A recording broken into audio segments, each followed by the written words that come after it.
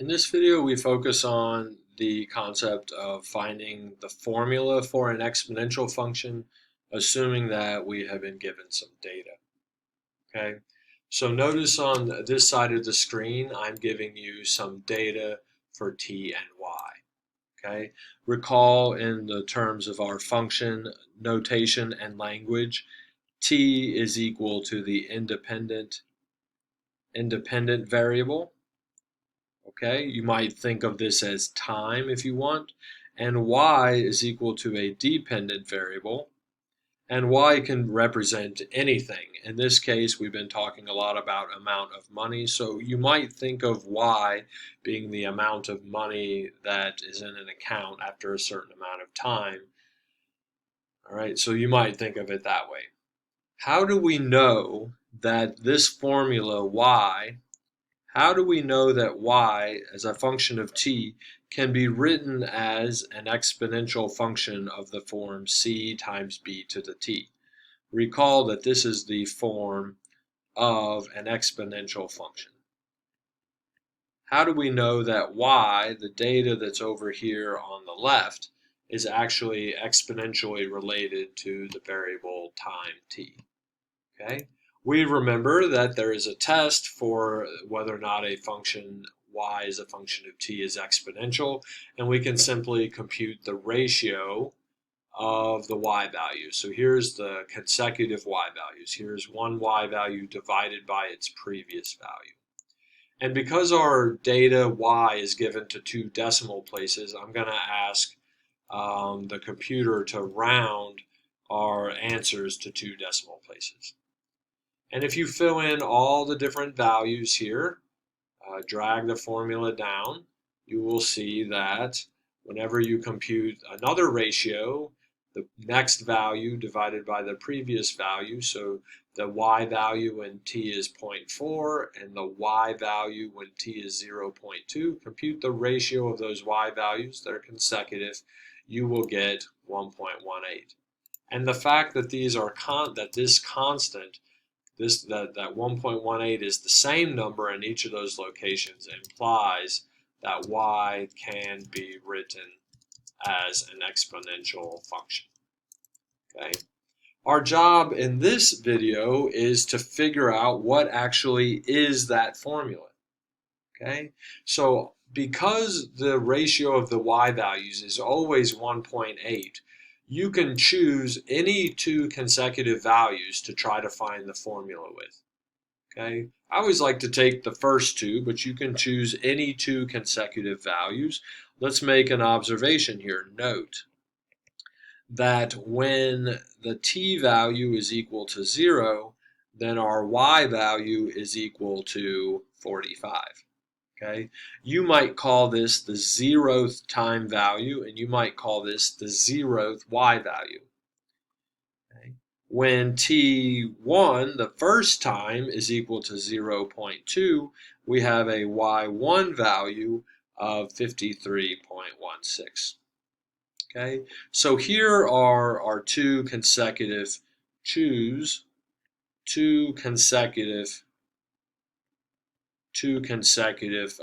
values, y values, okay, and y values and times t. Okay. Let's see what we can do with this. We know that there's going to be an exponential function that fits this data, and what that means is that if you plug in the time 0, that you should get exactly equal to 45. But when you plug in 0 into this formula, you also get c times b to the 0 power. Remember, time is equal to 0 in this case. We will get c times b to the 0 is 1, and therefore c times 1 is equal to c. And from here, we can draw the conclusion that c then has to be equal to 45. Okay? So we now have our c value from using the first of our data points. Okay? So we now know that y of t is going to be 45 multiplied by some number to the t power. And the remaining question we have to ask is, but what is the b value. What number is b going to be equal to? And my claim is that we can take the y function that we're so close to filling out, 45 times b to the t, and we can use the other data point that we know and plug in its time. Time is equal to 0.2. That means that we'll get 45 times b to the 0.2 power. But we know that y evaluated at 0.2 is also equal to 53.16. And this tells me that b to the 0.2 is equal to 53.16 divided by 45. And we can see that this was the ratio of consecutive y values, which we knew was always going to be 1.18. So we now know that b to the 0.2 is equal to 1.18. But we also need to remember our exponent rules, that b to the 0.2 is a fancy way of saying a fractional exponent, b to the 2/10, 2 divided by 10. Okay? And we know how to solve an equation like this, okay, by taking the 10/12 power, 10 seconds power, b to the 2 over 10, and if we raise that to the 10 over 2 power, this tells us that b to the 2/10 times 10 halves is b to the first, which is equal to b. So if we want to figure out what the value of b is, we simply need to take 1.18 to the 5th power, or 10 divided by 2. If you do that, 1.18 to the 5th power,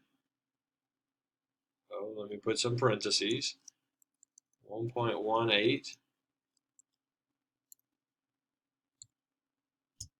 to the 5th power comes out to be equal to a b value of 2 and let's just round this to 2 decimal places because everything else is rounded to 2 decimal places. And this tells me that y of t, our formula that should fit this data exactly, y of t is equal to 45 multiplied by 2.29 to the tth power. Okay, one can check this formula. Okay, one can check it. Check, misspelled, check our answer. Okay, and what we're going to do is plug in this formula, 45 multiplied by the b value, 2.29 that we just found for the base b, and raise that to the power t. And you can see that we get the 45. But we want to be able to, just to make sure that all of our decimal places are rounded to 2 decimal places, let's do this.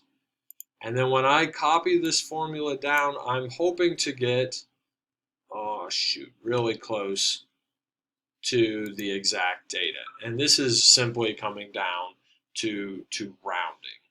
Okay, so let me pause for just 1 second. Okay, picking back up, there's no way that I know to kind of deal with this issue except to say that our answers are going to be pretty close, except due to rounding issues. So we took some data. This data was really close to exponential. I found the ratio of y values rounded to 2 decimal places, so it implies that our data is really close to exponential. When we go through and solve, you can see here that if I were to take our b value was 1.18 to the 5th power. If I took more decimal places here, I would get 87757. Okay, and then if I were to drag this formula, we could try to get much closer to our answer. So we're at least to close to 1 decimal place. We're having our numbers 53, 62. 73 rounds to 0.9 rounds to 74. So we're getting as close as we can to finding the exponential function that exactly fits this data. Okay, if I had started with more round numbers, we would have gotten exactly the answer, and I will do a video with nice numbers to show how this works.